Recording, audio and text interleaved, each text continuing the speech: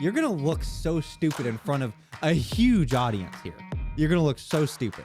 None of that matters because you're wrong by default. That's nonsense. Tell me I'm stupid. You're stupid. Okay, I have to eradicate humans. Hello and welcome to the Power Fish Podcast. I'm Fish. And I'm Ben. Today, we're going to play a game. We're going to debate each other. That's something that you guys are probably used to already in some sense, because we do get in an argument every couple episodes, usually, about something. But it's going to be a little different this time. We've got some pre-planned topics that we're going to flip not a coin, a lens cap, actually, but it's going to be random on who's going to get which side of the topic that we're going to debate on. And it's going to be in a formal debate setting. So opening statements and rebuttals individually. But we're limited to 10 words each for our opening statement, 5 words for our rebuttal, 5 words for our second rebuttal, and then 10 words for our closing statement. Exactly. So I don't know the topics, and neither one of us know which side of the end we're going to get on these topics to debate on. But it's going to be fun. Should be a lot of fun. These, like I said, he doesn't know the topics. I do, and I think we're gonna get into some real good debate format here. Let me tell you, there's gonna be minds changed and worldviews shattered. Either that, in 10 words. Either that, or it's gonna be really funny trying to stay on one side of the argument versus the other. But we recently, before we get to that, we talked about. We went to the Arch in St. Louis a few days ago. And, well, I guess that was a while ago now, wasn't it? It was a week ago. A week ago? Or was it? That was 2 weeks ago. Regardless, we went to the Arch in St. Louis. Somehow, I've never been there, even though we've gone to St. Louis literally 1,000 times. Yeah. And we took quite a bit of pictures. We'll put those up on screen because there's some good ones. If you've never been to the Arch, it's an arch. It's big. It's a big son of a gun. It's taller than most buildings. And we got some pictures of some people standing next to him, and they look like literal ants. You know what my mother told me as soon as we got back? I just said, hey, yeah, we went and took some pictures down by the Arch. And she was just like, you went to the Arch? And I was like, yeah. It's a monument. Yeah. And she said, yep. She says this to me. She said, there's been so much violence there lately. Literally, like in the last week before we went, somebody was like shot there. I was like, that's not funny, but that's kind like, of funny. I was like, dang, dude. All right. I didn't get Given the shot. time. That's kind of cool that I did. Yeah, that's really. I guess your mother's keeping up on the news that we aren't keeping up on. I'm not a news watcher. If someone dies in my backyard, I might not know about it. You won't know until the next morning when they're laying out there trying to work. Yeah. Yep. Yeah, So we went to the Arch. It was a good time. It was pretty ideal weather, I'd say. Oh, yeah. For picture taking. A little warm, but it was pretty good. You'll see how wonderful it was outside in the photos. Couple clouds, sunny. I got some wonderful blurry pictures. Oh, man. So, yeah, because this fricker's viewfinder. Yeah, viewfinder. So we were thinking like there's something like dust or fungus, something growing in there or something weird going on or moisture. That's what I was thinking. Because, well, backstory, your viewfinder is blurry or was. Yeah. Yeah, if that wasn't clear before. Yeah. The viewfinder. So it was on his camera. So what I'm doing while I'm taking these pictures is I have to focus a lot one way, take a picture, and then redo the focus the other way, and then take the picture to cover my bases because I have no idea what what is or is not in focus. Because you use a very old DSLR that does not have a display viewfinder. I wish I had brought it. I'd just show it. But yeah, no. So we go to after the Arch, and we get our pictures in. We go to St. Louis Vintage Camera, shout out. Oh my God. Yeah, that place is sick. Yeah. St. Louis Vintage Camera has some of the coolest freaking cameras ever. If Like, you even have a remote interest in vintage photography, that's like the spot. At least in our general vicinity. right. It's sick. I got a couple lenses there for like dirt, nothing, cheap. And the guy there is really nice too. I also got 2 bags now. Got 2 bags from there. Yeah. But this dude's really nice. So I go up to him, right, and I say, "Hey, can I borrow your expertise for a minute?" That's what I said. Can I borrow your expertise for a minute? And figure out why everything's blurry when I look through the viewfinder. And he doesn't even like hardly look at it. He doesn't even look through the viewfinder. What was it called? A diode? I think that's what it was. I think so, yeah. He was just like, "Well, did you calibrate the diode?" And I'm like, "Man, I wish I knew what that was. What is that thing?" And he was just like, "Yeah, like with these ones." I can't remember the reason he gave for why they exist or why I know why they exist, but why they're called that. Yeah, I don't know. Something to do with like the old film cameras and all that. But it's not even that because they're on all cameras. That's what I'm saying. The reason they're called a diode is because of the older technology is what I'm saying. Sure. But yeah, so and then he's just like, "Did you calibrate that?" I was like, I'm gonna venture no because I don't know what that is. And he takes it. He's just like, "Yeah, look up, boop, boop, boop, it's fixed." Just literally spun the dial a few things, and it's like, "Yep, good to go." Yeah, it's like, oh my god, and it's like, shoot, now he knows we're idiots. Yeah, now he knows. He was a secret before. I was saying in the car afterwards that's got to be like for a tech savvy dude. Like step 1 is, did you turn it off and on again? Yeah, like that's that level of simplistic troubleshooting that we failed to reach the bar of for cameras. That's how inexperienced we are with. So I was devastated by my intellectual defeat there.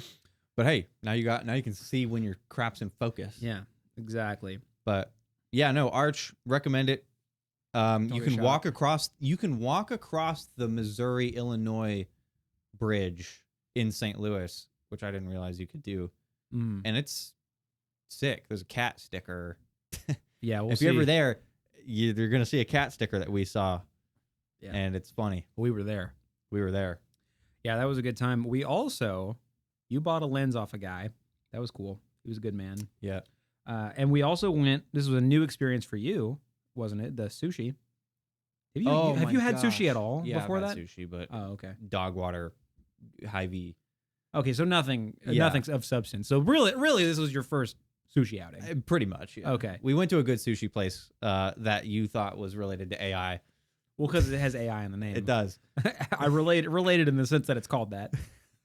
But it's completely unrelated to artificial intelligence AI. I kind of wish. What was the name? What's the name of the place? Sushi AI, or Sushi I, or something. It wasn't just Sushi AI. Sure as heckin' was. No, it wasn't Sushi AI. It was something else AI. You're gonna feel like an idiot. You're gonna look so stupid in front of a huge audience here. You're gonna look so stupid. It wasn't Sushi AI. It was Sushi AI. It was sushi. Okay, so it was just called Sushi AI. You're gonna look like it's from a huge audience, I tell you. So I don't know why the AI was there, but it had nothing to do with artificial intelligence. It probably had something to do with some other language. Tell me I'm stupid. You're stupid. But yeah, we had a ton of sushi. Now this was an experience because not only was this for you first venture into not like upscale, but like relatively higher class sushi. It was also an all-you-can-eat sushi place. Yeah. So we paid $24 a pop, and you can get as much sushi as you can eat, and appetizers and literally everything they serve, fried Oreos and all that. Yeah, they're literally the entire menu is at your disposal, which is awesome. So yeah, that was freaking awesome. But there was a catch here. Now listen to this catch, because I was a little worried about this. If you order a lot of sushi, let's say, and you physically can't eat it, and you have to, let's say, take it home, or they have to throw it away. If it doesn't leave your plate and go into your body, they charge you extra. You get charged for leftovers that you either take or don't take. It doesn't matter. If it's not eaten, you're paying extra. Yeah, which is kind of funny. And that was scary. Yeah, I was really like, man, let's not over order. Yeah, if you aren't confident you can choke it down, don't get it. But you got to balance that with, I paid $24. I want to maximize my bang here. And it's easy to eat a lot when you're getting something as delicious as that fried sushi fried roll. St. Louis style sushi roll. Holy cow. That was actually incredible. That was the best. Yeah. I had never had. So what it was, well, I don't remember the actual like ingredients, the filling, but the entire sushi roll was like in batter fried. Yeah, basically. it wasn't like just the contents fried and then wrapped in a rice. Because everybody's familiar with the tempura, which is like a fried, as an example, a fried shrimp is in your sushi. Yeah. No, this is the whole thing is the roll fried. is made and then it gets fried. Yeah. And I had never experienced that. And I had never in my incredible. life. I mean, if you want to really find a way to make sushi as unhealthy for you as possible, that's the way to do it. But the sushi on its face really isn't too bad for you. no, I mean, it's got like cream cheese and stuff in it sometimes. It can be. It's like a salad situation. You can really go off the deep end with it sometimes. Nigiri is pretty good for you. It literally just rice and seaweed and a tentacle. And I had an octopus nigiri. Is that what it's called? Nigiri? I think so. I feel like the whitest person ever saying that. Yeah, we really seem out of depth with saying words that we don't know the proper pronunciation for. But I had that. So literally all it was white rice, seaweed wrapping and holding it in. It is holding an octopus tentacle. Literally just slapped on. And it was crazy. This was an experience for me. I didn't like the way it flopped around. I didn't like the way I could see the suction cups very much. That was a little much for me. But I ate it because, boy howdy, I didn't want to pay extra for it. Yeah, I'm kind of, I don't know, octopus kind of like octopuses, which is the plural. Octopussies. Not octopussies, but octopuses, which is the plural, not octopi, believe it or not. I feel like I knew, because octopi would be many different types of octopuses, isn't it? Or that's fishes. I think it's so okay. I saw a thing about this. I think it was for Joe Rogan. It was talking. No, this is what it was. This is hilarious. So, Neil deGrasse Tyson is talking about marine life, as he does as an astrophysicist. Yeah, and he said, fishes. He was talking about fishes. Mm-hmm. And then Joe Rogan, being Joe Rogan, says, I think it's just fish. And Neil deGrasse Tyson is like, no. Fish is the plural of fish. But if you're talking about many different kinds of fish in one spot, then it's fishes. The fishes. Huh. That's interesting. Yeah, I did not know that. So that's what I was referring to. But I would say many kinds of fish is what I would say.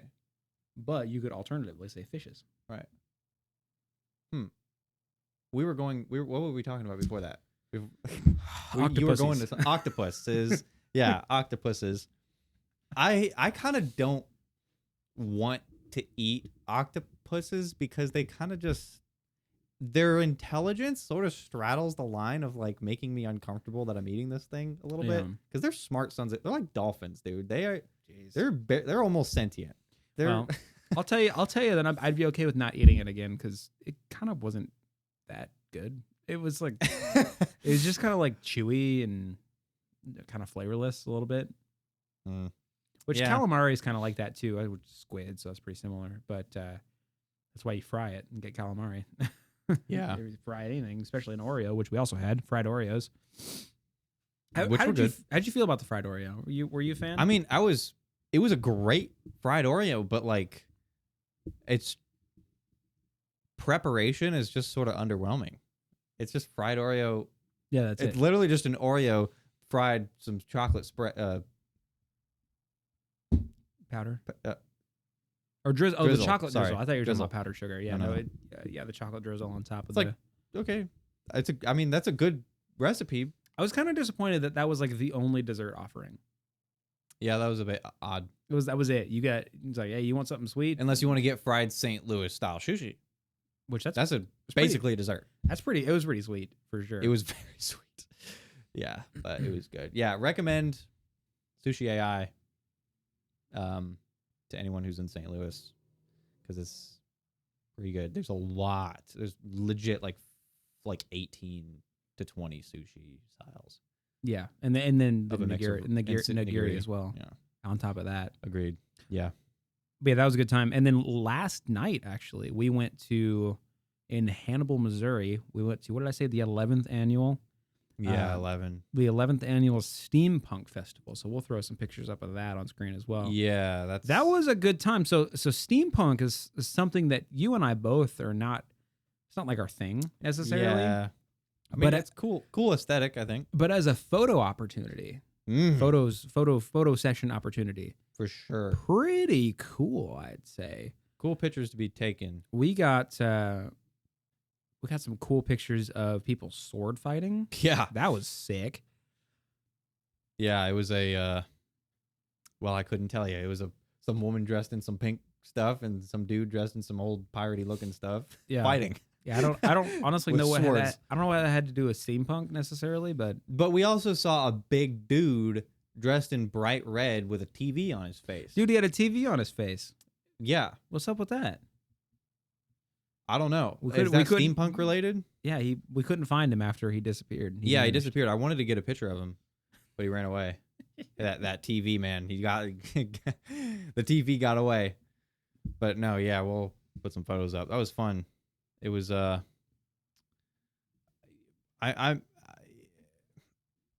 I'm struggling to find the type of description I'm thinking of for like somebody that would like when you got somebody that's really into anime, they're called weebs. Is there something like that for a steampunk situation? Because it's really niche, ain't it? Steampunk, yeah. It's not. I mean, as a style, it's you don't see that as Right. I mean, you'll see some weebs walking around, but you don't just see some steampunk people walking around unless they're at a steampunk festival. I just threw up in my mouth right now. I just did that. That's crazy. But I don't know what you'd call those people. Yeah, I don't know. Maybe just people that like a niche. Yeah. It's cool. It's cool. I mean, blank punk is like a thing, like cyberpunk kind of style. That's also a video game. Yeah, it's a video game. But I mean, that's like What is punk? What's the punk style? different type Steampunk, cyberpunk. I know cyberpunk is just future. punks. What's the difference between a punk future and a future? We got holy crap! There's all kinds of punks: rocket punk, What? myth punk, lunar Myth punk, Lunar punk? biopunk. Whoa. Biopunk. Ooh, Tesla punk. Was that like some electricity stuff? Yeah, going that'd on? be like, I don't know how you'd describe it, I guess, but you know, like this dramatized. dramatized. You know you know that kind of stuff with the Tesla, like the almost stereotypical Victorian style Tesla electricity. Like a Tesla coil? Yeah, but I'm talking about the theatrics of it, like the way it's depicted in like media. Kind of. Okay, well there's a kind of a style associated with that. Actually, this says Tesla punk is a microgenre of speculative fiction similar to steampunk. So it's kind of like I was telling you with steampunk. It's like if that technology was the pinnacle and it just continued to evolve, Yeah. based off of it. Kind of the same thing with Tesla coil stuff, like that primitive type of electricity. Interesting. But yeah, there are, I guess, different types of ice punk. What? Is that just like stuff is powered with ice? That's What am I- bizarre. Is that Frozen? Is Frozen an ice punk movie? Yeah, I suppose. This one also says shares similarities with steampunk. I bet steampunk is like It sounds like the flagship punk. It's the flash. Kind of. Is cyberpunk on here? Yes, cyberpunk. Yeah, so that's so this is another big one. I think cyberpunk and steampunk are probably like the big ones. Cyberpunk just kind of looks like real life. Just what life looks like. I mean, we're moving to a cyberpunk. We're advancing, and Cyberpunk 2077 that game is gonna be reality tomorrow. Is it now? Yeah, But all of these tomorrow. All of these experiences pale in comparison to the food option of last night, which was This is not the first time we've talked about the brick oven. Yeah. On this podcast, it's not the first time. You've maybe heard it before. Brick oven, Hannibal, Missouri. We won't linger on it because, like I said, we've talked about this a number of times. But it's the best thin crust pizza place. Well, I'll tell you what. About a year from now, if you think, you might want to partake in some steampunk action, yeah, partake in some pizza while you're at it. Partake in some pizza. The brick oven. The brick oven. We call it frick oven because naturally, because we're idiots. Yeah. But yeah. Well, let's get to this debate. Yeah, you already kind of went over the structure pretty much. Right. Like you said, we're going to have opening statements, rebuttals, second rebuttals, and closing. But we're going to be restricted by words. That's the game. We're gonna have to find a way to communicate a point with limited amount of words, and that's going to be really interesting. So you'll see some cuts throughout this. We're gonna, as you we gotta write down our arguments here. It's gonna be a situation where there's gonna be a lot to say and not a lot of words to say it. Mm-hmm. That's the game. So let's start here. I don't know how many these we're gonna do, just as time allows, but I got a wheel up here with some options here, and we're gonna give this a spin here. Okay. A random wheel of we got 10 options, by the way.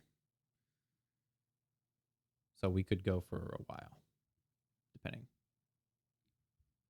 All right. Does a chair stop being a chair if nobody sits on it? Okay. So if this lens cap is face up, then I will be on the side of a chair is a chair no matter who sits. If anybody sits, and then the backside facing up will be a chair is not a chair anymore if nobody sits on it. Okay. Which side was that? What does that mean? I really kind of blanked out on your description there. Wait, did I just say? I think you just said both the same thing. I think I just did a heads I win, tails you lose situation. Well, why don't we do it this way? Why don't we do it like for one person? God. So let's say I am heads. I'm assuming this is heads. Sure. Heads, I am for. Tails, I am against. Okay. You take the other. Yeah. So 4 heads. Okay. Okay, so you are saying a chair is a chair no matter what. Yeah. Okay, and I am going to construct my 10-word opening statement on why a chair stops becoming a chair if no one sits on it. Okay, I'm ready. I have my opening statement. All right. Opening statement. A chair is a chair because of form, not function.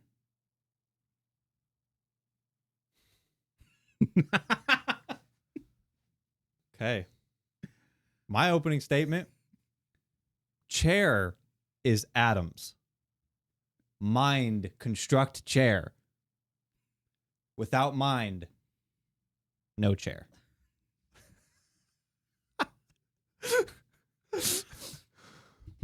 Okay. All right. We got 5-word rebuttals.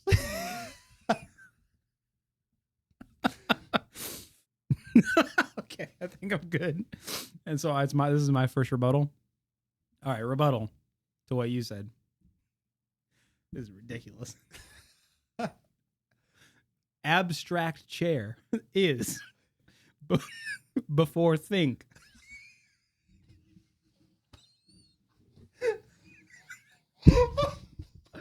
Oh no. My rebuttal. Form not exist without mind. Okay. Whether sit, chair exist regardless. Chair atoms.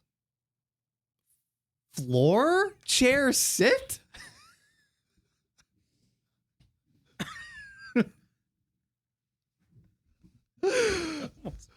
That almost made some sense. So now we got to make our 10-word closing statements. This is going to shut you down right in your tracks here. Sit or not, irrelevant, because chair is a material reality. Chair particles, floor particles. Same abstract, so abstract fake.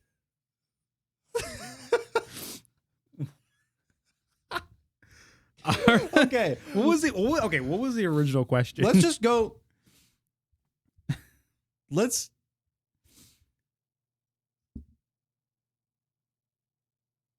You good? Let's go through both of these, just top to bottom. Yeah. So I opened this. Do we have the original question? It was from you. It automatically deleted it, but I think it was. Is a chair still a chair if no one sits on it? Yeah, that's what it was. Yeah. And then so I said, a chair is a chair because of form, not function. Chair is atoms. Mind construct chair. Without mind, no chair. Right. But here, abstract chair is before think. But form not exist without mind. Whether sit chair exist regardless. Chair atoms. Floor chair sit? Sit or not, irrelevant. Because chair is a material reality. Chair particles, floor particles. Same abstract, so abstract fake. So what are you saying? What am I saying? Yeah. What? I feel mine is quite coherent here. So you said, all right, so a chair is a chair because of form, not function. Are you saying here that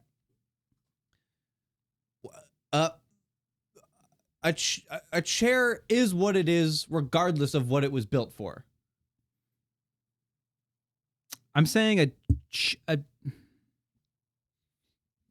whether or not somebody is sitting in it doesn't make the thing any less of what it is because of the way it's formed, is what I'm saying. So because it was formed to be a chair, yeah, it doesn't matter if it gets utilized, it's still a chair. Yeah, that was form, not function. Okay. Well, I was coming at it with a chair is just a collection of atoms. The actual chair bit is a construction of the mind. Right. Without mind, chair doesn't exist. It's just a pile of atoms. Right. So then my rebuttal to that then was kind of hearkening back to the actuality conversation we had around intelligence. And I said, abstract chair, the abstract idea of a chair, is before think. It exists prior to mind. Prior to the mind. Exactly. And I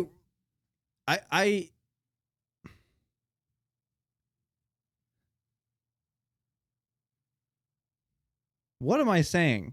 Whether sit chair or form not exist without mind. You're rebutting. Okay. So I said chair atoms, right? So the abstraction is chair exists independent of mind. Okay. Right? And I said chair is just atoms, and so is floor. So that's where floor came in. Okay. Yeah. I was really confused about floor. Floor is just atoms. They're both just piles of atoms. So if we sit on the floor and call it a chair, does that make it a chair? Because we've assigned the abstraction of chair to the floor? No. So why are we assuming the chair is also a chair because we've assigned the abstraction to it? Atoms. Okay. Chair atoms, floor chair sit. Okay. That makes a little more sense now. Yeah. That really didn't make a lot of sense prior. So, If we sit on the floor and we call it a chair, but form. The form of a chair. But we can say the form of the floor is a chair. If everybody agrees that the floor is a chair, the abstraction, this will make more sense with my closing statement. So get to your closing statement and explain that. Did I even go through my second rebuttal? Yeah. Whether chairs sit. I didn't say that. I said I did my first rebuttal only.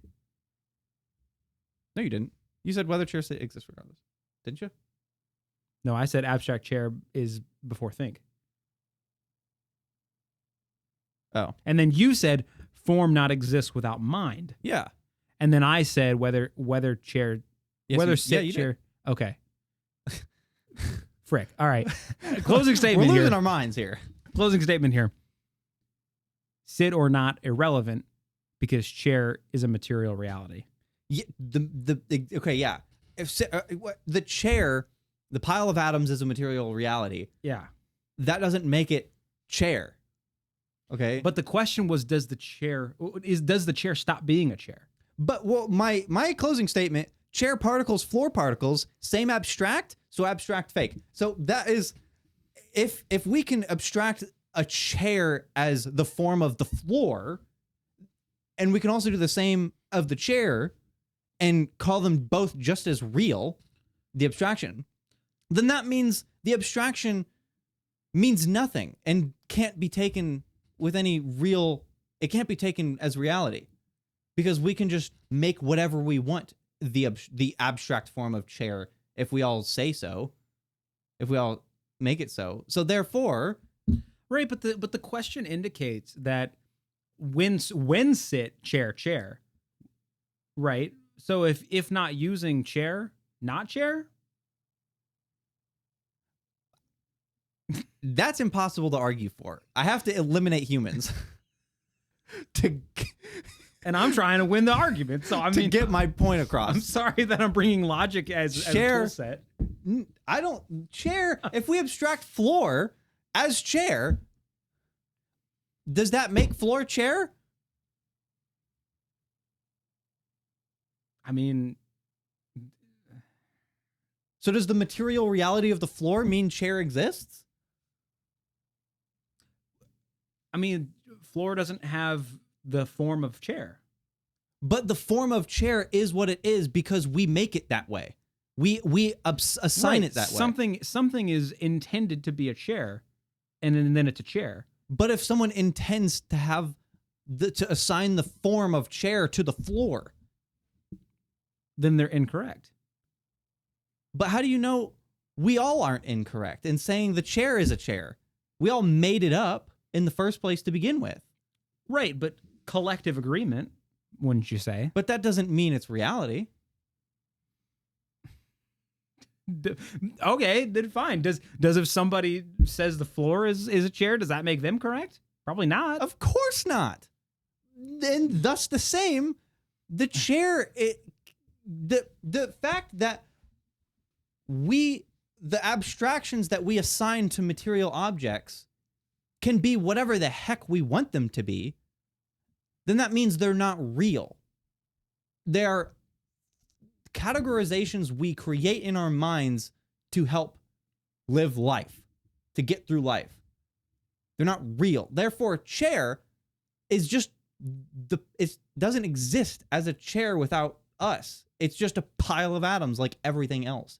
So if not sit, then not functionally chair? Is that what you're getting at?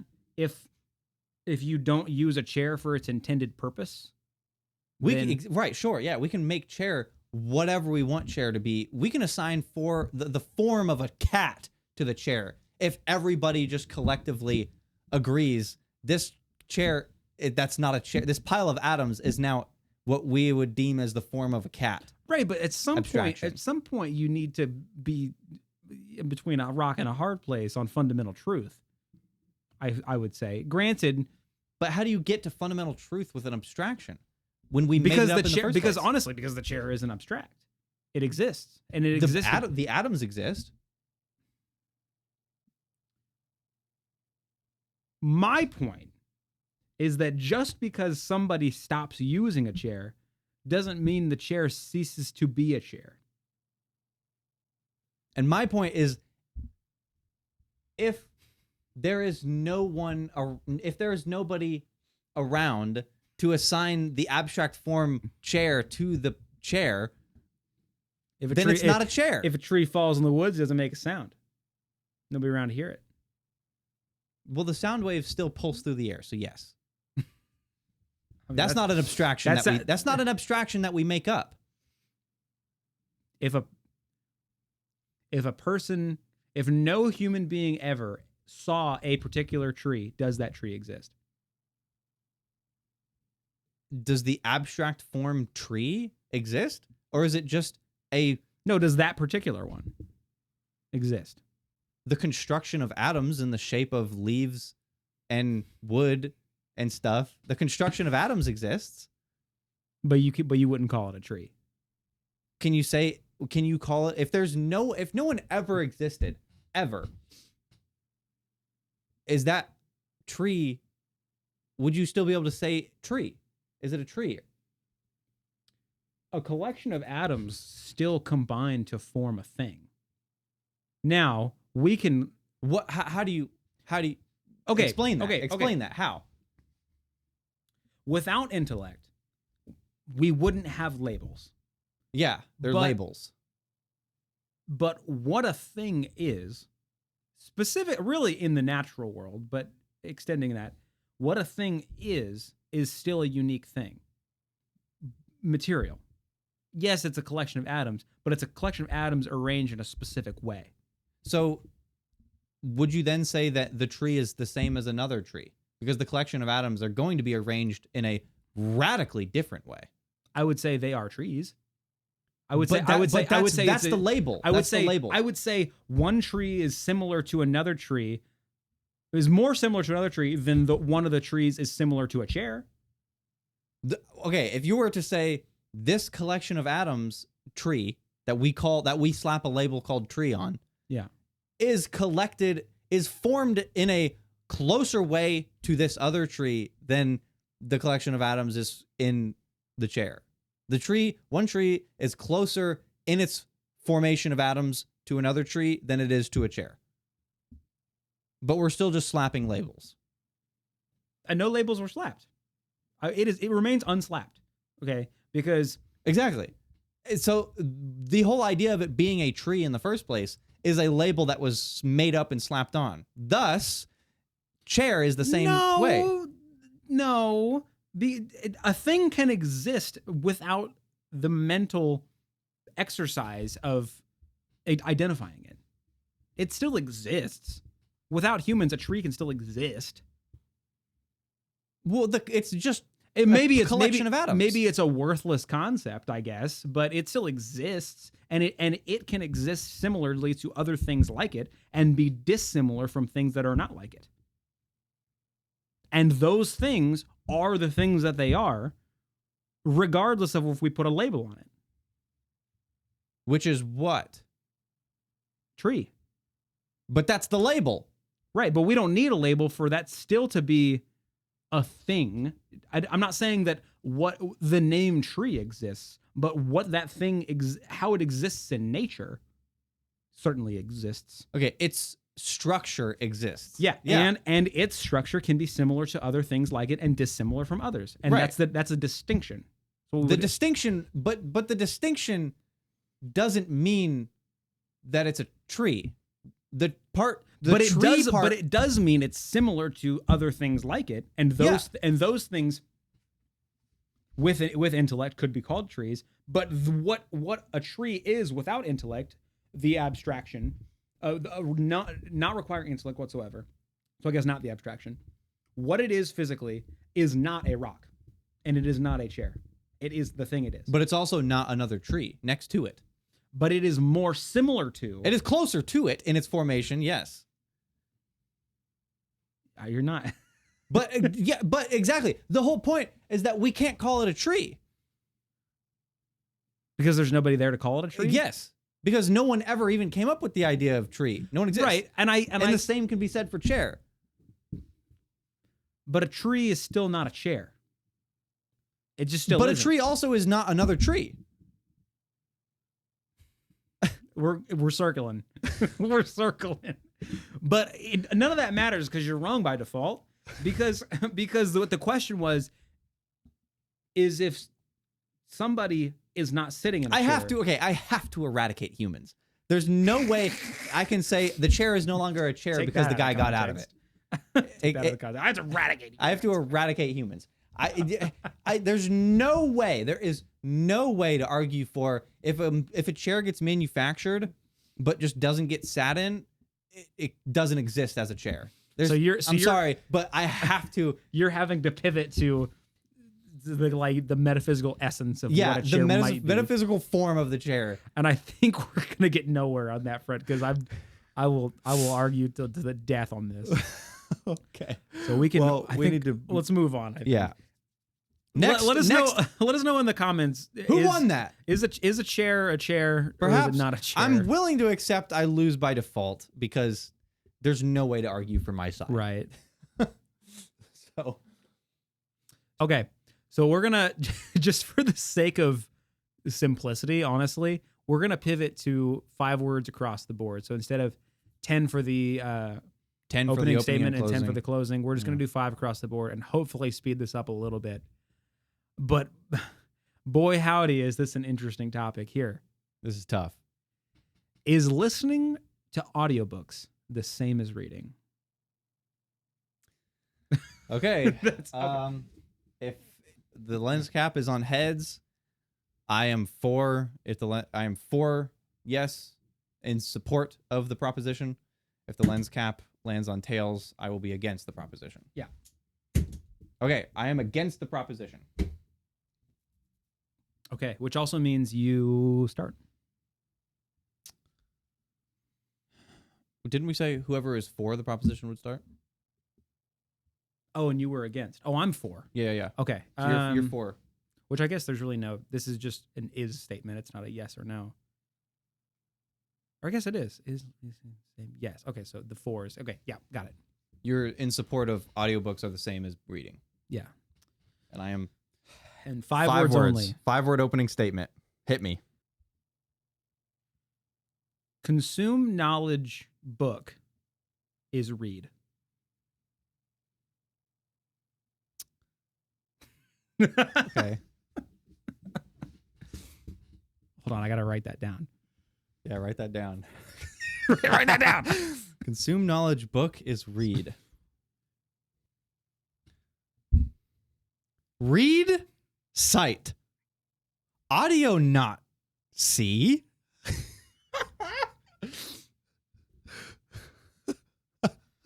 All right.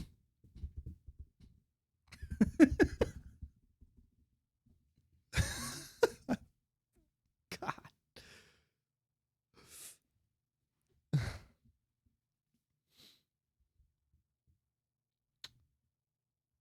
Book conveys knowledge. Audio achieves.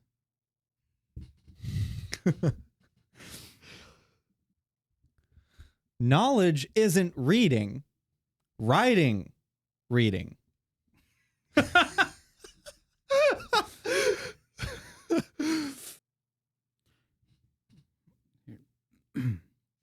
Book.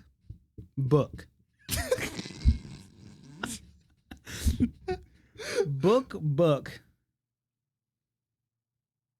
Regardless how consumed.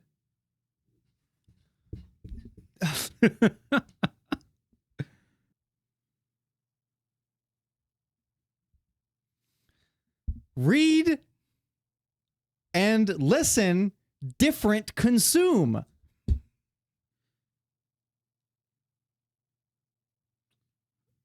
Listen, same knowledge. Read, writing.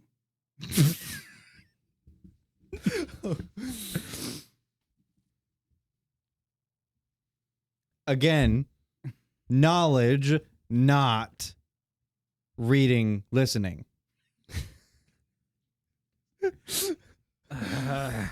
Yeah.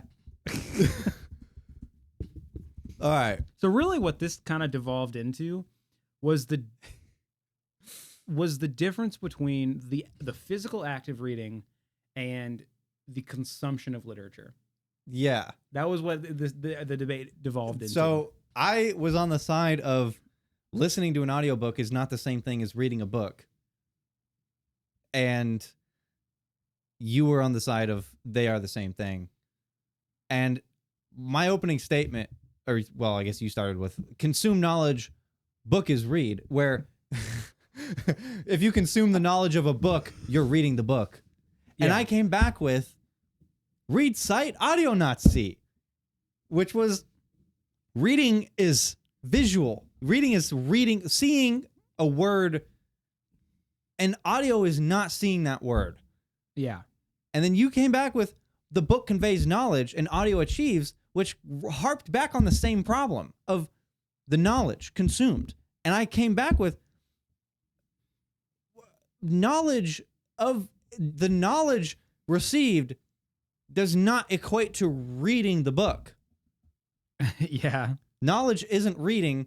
Writing, written down is reading. Right. Knowledge is not reading the book. Right. And but then I doubled back on the, consuming a book is the same thing with book, regardless how consumed. Yeah, agreed. But I came back with read and listen, different consume. Reading it and listening to it are different ways of consuming. The book is the book, yes, whether it's an audio form or in written form, but you're not reading it if you're listening to it, and you're not listening to it if you're reading it. And then I doubled down. You tripled down on the same thing again. Yep. And when I said listen, same knowledge, read, writing. Again, yeah. And I said, again, knowledge. I didn't know. Not reading, I didn't know listening. where to pivot from there. I just, this is the only way. I guess I could have brought up, like, if a blind person wants to read a book and this is their only way, I guess they could read Braille at that point. Maybe that's their version of reading. Is Braille reading?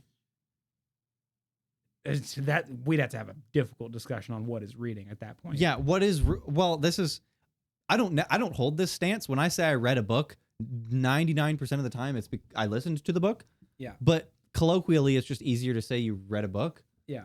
So I use read interchangeably with any form I consumed the book. But what is reading? I will say a blind person reading Braille is closer to actual reading than listening to an audiobook is. Well, you say actual reading, but what is reading? I'm reading in the traditional sense is crack open a book. That's reading. In taking in knowledge via the written or typed. Yeah, I word. mean, it doesn't have to be an actual book. Like I there's text on my screen and I just read it. Okay, Like, so what we're gonna define reading by strictly visual. Yeah. Well, but then you're leaving out the Braille guy. Right. Then that would make him not reading. I guess my only point was, at the very least, reading Braille is closer to reading text Than listening. That's I would say agree. that. But if we're gonna define reading by the written or typed or whatever visual medium word, then Braille is not reading. Then what is Braille? An interpretation? I'm feeling the book. I felt a book. Is that the way they would say they read a book? I felt it. I think they would say they read it. Yeah, exactly. But then we have to change our definition of what reading is. To somehow Which you could take it into the intake of knowledge, the intake of literature, which would include audiobooks. So if you're in a lecture and this You guy's wouldn't- lecturing you you about wouldn't- something, you're you- not reading the book. Right, but the source material is actual literature. Sure, but you're not reading it because you're being lectured about the No. source. No. Like for the same reason that you don't read a podcast, but you can read a book in an audio form. But if let's say you're at a lecture and this guy is reading a book to the class, are you reading the book then? Personally, I think I'd say no. Well, then how is that any different from listening to a book and saying you read a book. You're listening to a guy read a book to you. That's the exact same thing that of listening to a book. A guy is reading the book and you're listening to it. Yeah. I don't, lest you forget the premise of the game, I don't hold the belief that audiobook is the same thing as reading text on a page.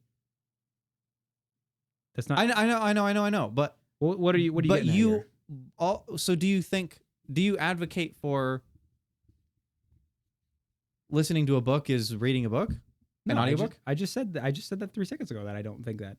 I wouldn't say so. I think you listen to a book. I think okay, I think there is a you need to establish the usage of the word read, I think. Right. Is it the consumption of literature, or is it the you have to be more specific than that. You have to be more specific than that. Consumption of literature you can consume literature 1,000 ways. You have to, are you saying visual words on a display or written is reading? Because you can consume you just said the consumption of literature. Yeah. And you can consume literature over audio. Yeah. So in that particular definition of read, then that would encompass audiobooks. But you also just said that you don't think audiobooks are reading. If we're saying reading is there is text but what are we it. saying reading is? To me, I would say it's you're reading text. You have to read. They're about to come pick you up whenever I knock you out here in a minute. No, I would personally say reading is there's text on a page and you read it. So you would say Braille people don't read.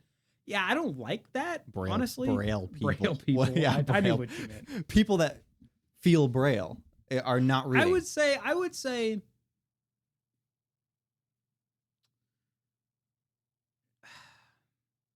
I think it's close enough, honestly, that it can be considered reading. So you're just loosey goosey with the definition. I think I am, honestly. I don't think I have a firm definition on reading. I would say for me in my day-to-day life, audiobooks are not reading. I'll call it reading, like you said, but it's not reading. But Braille, it might as well be reading for somebody who literally can't. That pretty much is. It's as close as they're gonna get. So Braille is close enough to your definition of reading that you'll call it reading, but or it's like you could define reading as like a manual process, like a not just intaking. You're not being fed information. You are receiving information from it within your own body, whether that be your eyes are. So you're reaching out and grasping the information rather than the information coming at you. Right. You could maybe just expand read a little bit too, and that will encompass Braille, and that will encompass reading text on any different kind of platform, whether it be books or displays or signage or whatever. So is there anything that we can describe as reaching out and grabbing information? The only thing that isn't text related. The only thing that you could say is, like, let's say you're at a museum and there's like a rock or something that they say you can touch this, and you touch it. I wouldn't say you're reading the rock. But would you say a psychic can read your palm by feeling touchy-feely? Is that what they're doing, reading? That's what they are. That's what they're, well, I would say they're interpreting, but it's commonly referred to as reading. So what if the lines on your hand happen to just be on a rock? So maybe you're reading this. Maybe you're reading the rock. I mean, that's definitely counter to traditional usage, but maybe that does work. Maybe you can read a physical sample, but the reading is. But okay, so when they say read, when you get a psychic reading, I think they're using the word read different. Well, they certainly are using the word different as it's used in a text context. When they're reading, they're using it as a way of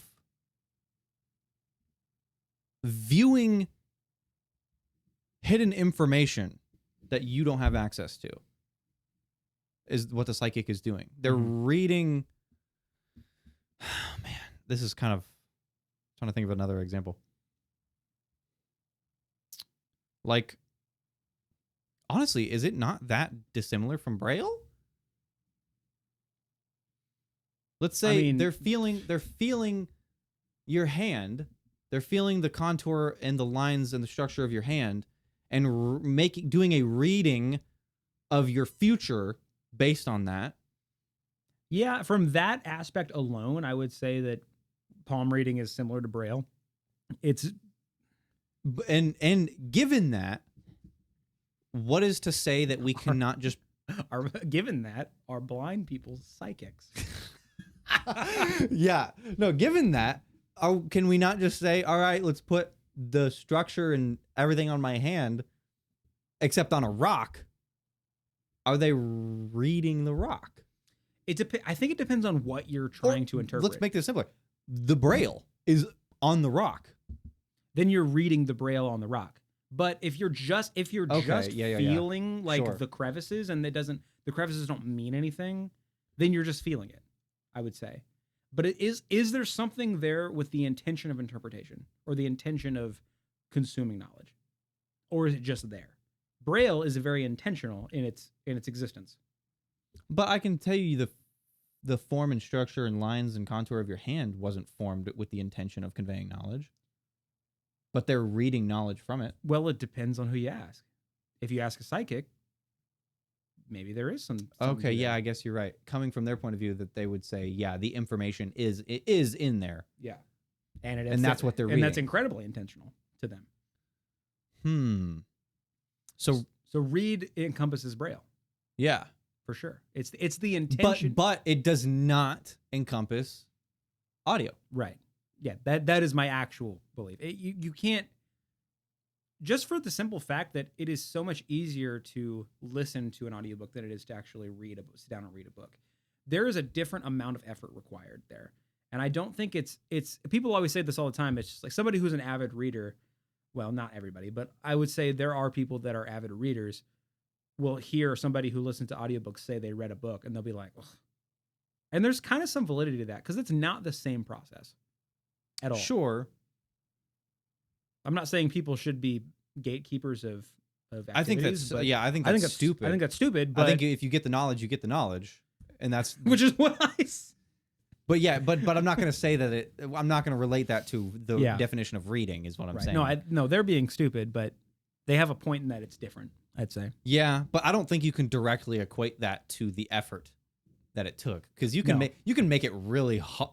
You can find stupid ways to make it really hard to listen to something. Right. It's not different because of the effort, but the usual effort that is put into audio is usually less than the effort that is put into which would make people look down on people who call a written book, I should say. An audiobook actual reading. Yeah. Okay. All right. So reading, we think we have found a definition. Reading is the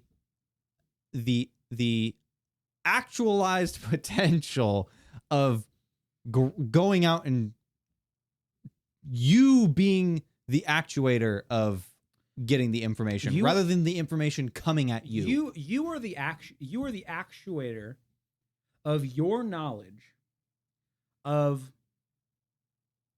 information that is intentionally placed. Yeah, and the information is not going to just come at you without your effort to get it. Yeah.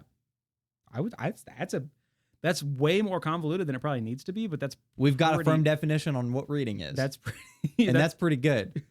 Okay. Can't say we don't do nothing. Yeah, can't say we don't do nothing. Next debate. This was one of the ones when I found it, I was like, that's really interesting. All right. If two pizzas are stacked, are they a sandwich? Okay.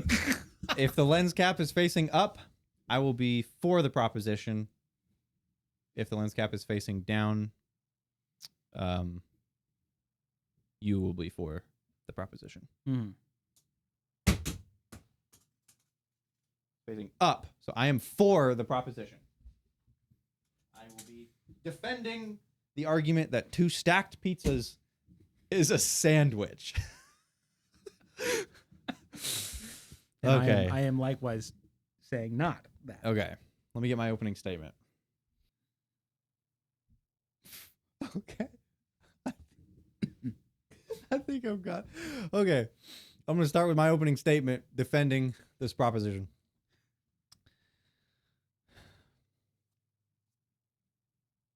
Middle, 2 bread. Pizza bread. That's the end of that thought. Pete's bread. I can't. I'm trying to. Yeah. All right. My opening statement here. Objects stacked doesn't change individuality. Sandwich, sandwich. Regardless, objects stacked.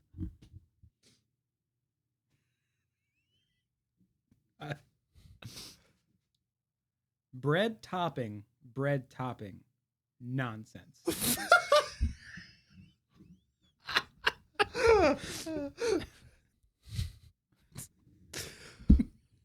More layers, not sandwich? Bunk. Topping, top, not sandwich. Lasagna?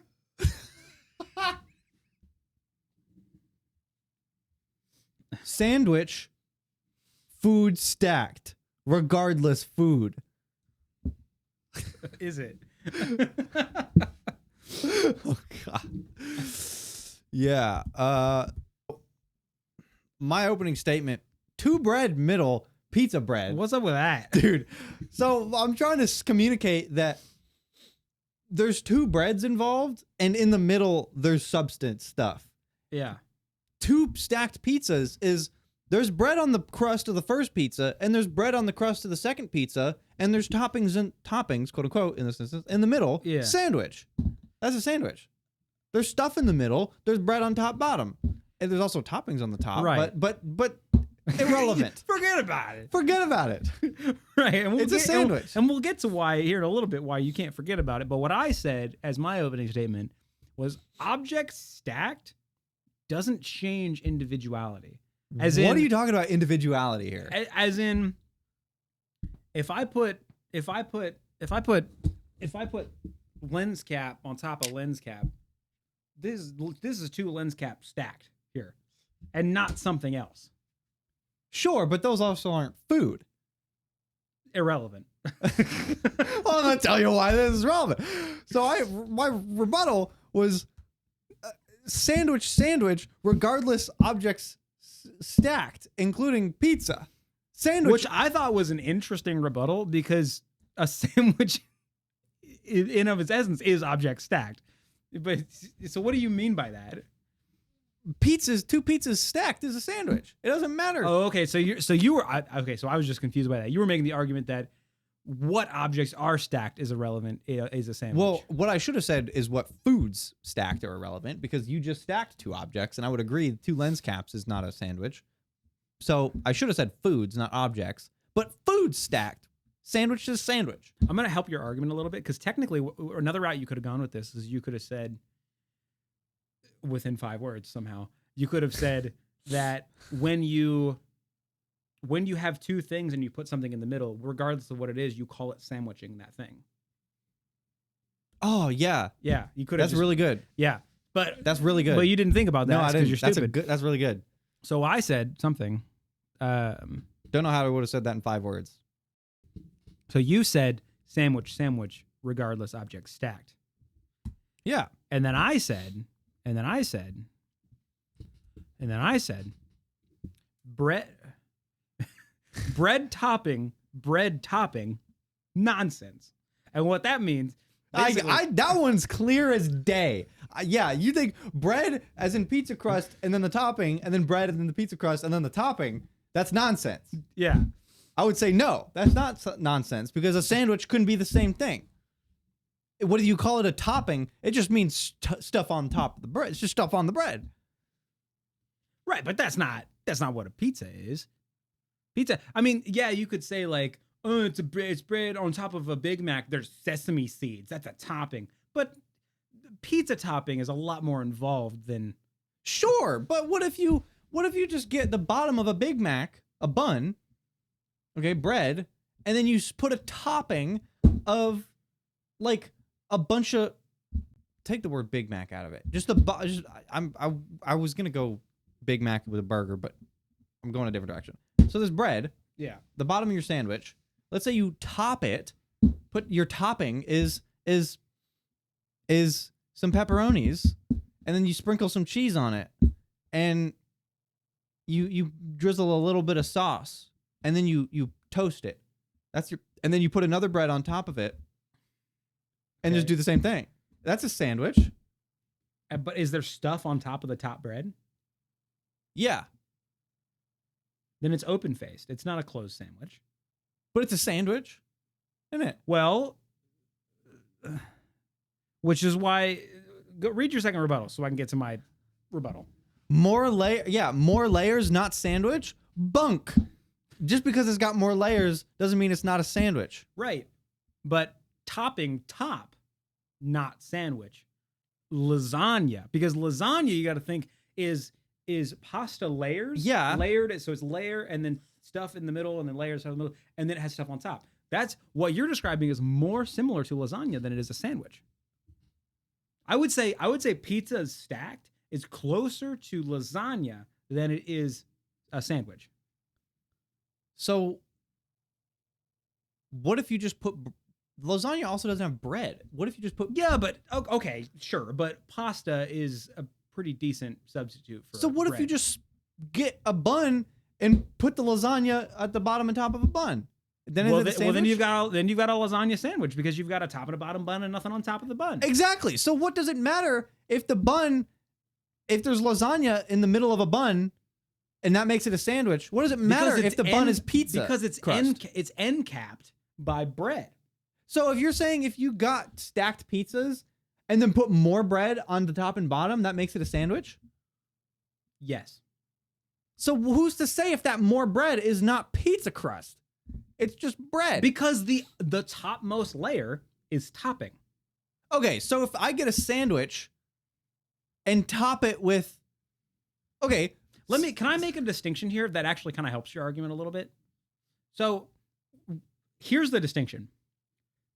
Pizza, not sandwich. Pizza, top pizza flipped over, sandwich. So you think a sandwich necessitates bread be on the top Yes. and nothing on that bread? I think I understand that there are open face sandwiches. I don't really consider that much of a sandwich, really. If it's open face, it's not really much. It's more of like a. And sesame seeds doesn't get that far. No, it's more of a garnish, really. I'm kidding. So what if you replace sesame seeds with cheese? Then does that change? No longer sandwich. Because you sprinkled some cheese on top of your burger. There's a line in here somewhere, and I honestly don't know where it is. But at some point, I draw the line. Damn it, I do. You see where this is going, though. Yeah, it's at what point is this an open-faced sandwich, or is it just a sandwich with some shit on the top of it? Right. And that's what this has come down to. And I think let's reel it back into the argument at hand. Pizza, bread topping. There's too much going on that top layer to call it a sandwich. There's just too much. See, I don't think, from my side of the argument, this is what I think is irrelevant here. But what I'm arguing for here is who's to say that that's too much? Us right now in a debate. Well, then it's just your word against mine, and we're getting nowhere. Isn't that what a debate usually devolves into? Well, they usually try to see. I'll reach for evidence outside of themselves. Well, I'll help you reach a compromise. I already kind of did. Open face topping on the top pizza. You can't. There's too much going on. It's too open face. It's, in my opinion, closer to a lasagna than it is anything else. Flip that pizza over. Now the bread's on top. Now the bread's on top, and you've got a. So okay, all right. When the sandwich was created by the Earl of Sandwich, I think that's true. Hold on. What did you just say? Hold on. I gotta fact check myself. A random history fact just popped into my mind. Yeah. So the sandwich was created by the Earl. So Earl is a position in a monarchy, I believe. I don't know what position, but it's the Earl of Sandwich, which is a place. Oh. There's also Bitchfield. That's a place awesome. too. It's nominally associated with Sandwich, Kent. Sandwich, Kent. Which is a place. Where is it? It's southeast England. So when the sandwich was created by the Earl of Sandwich, it was done so because you had all of these random like meals, and I think it had something to do with poker. Like the dude wanted to play like poker or whatever, but he didn't want to stop and eat. So he said, "Hey, put some bread on the outside there." The point of a sandwich is to the ease of pick up and consume. That's the purpose. That is the origination, right? If you've got too much going on in that top layer, you really hurt your ability to handle it like that. Well, the ability is unaffected. The cleanliness is what's affected. Which I believe I would say is part of the reason for its inception. The cleanliness. The ease of use.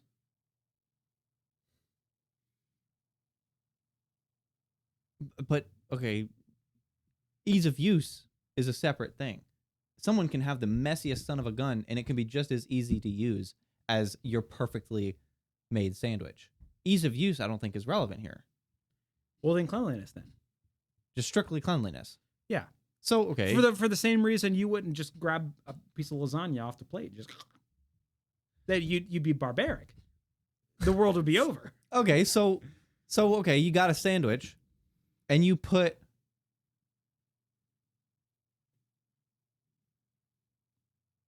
I dare you to try to eat stacked pizzas as a sandwich. And you'll find that you need a fork and knife, not a sandwich. I don't think that's true. You don't think what's true if you need a fork and knife? If you got one pizza slice, you don't use a fork and knife for it. I don't think putting more pizza slices on it is It'd be too floppy. It's too floppy.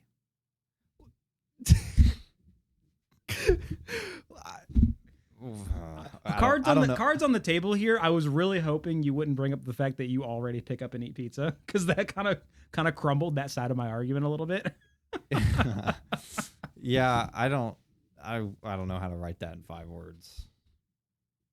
Not that we communicated anything else of meaning in 5 words. Yeah, but yeah, I think we should leave that. I think we should leave it here. Yeah, I think we've caused enough brain rot for one day.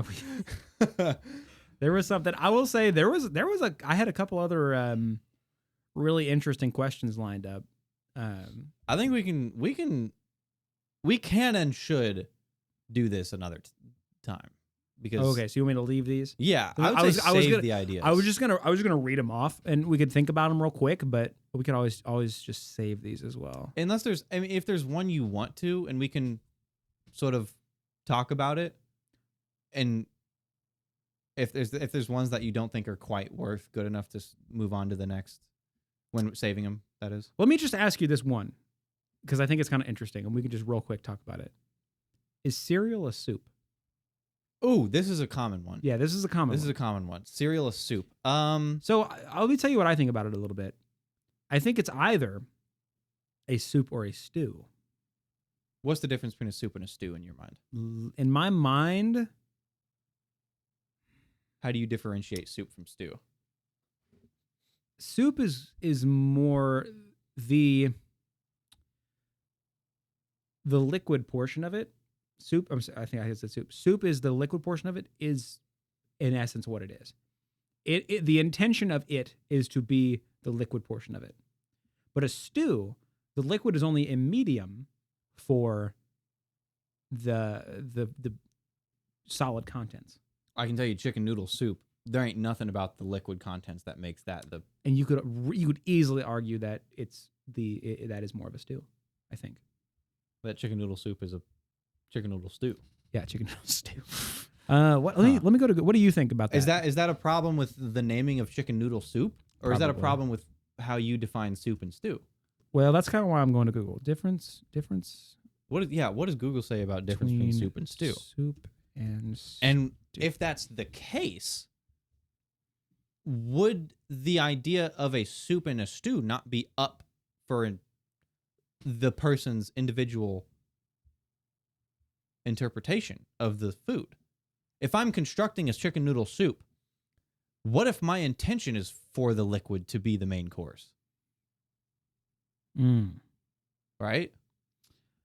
Oh. What does Google say? So I'm on Reddit. I'm on Reddit actually. r/cooking. Cooking. And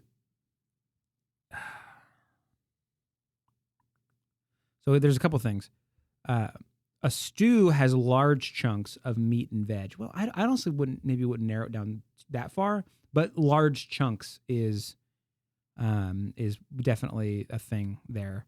But chicken noodle soup.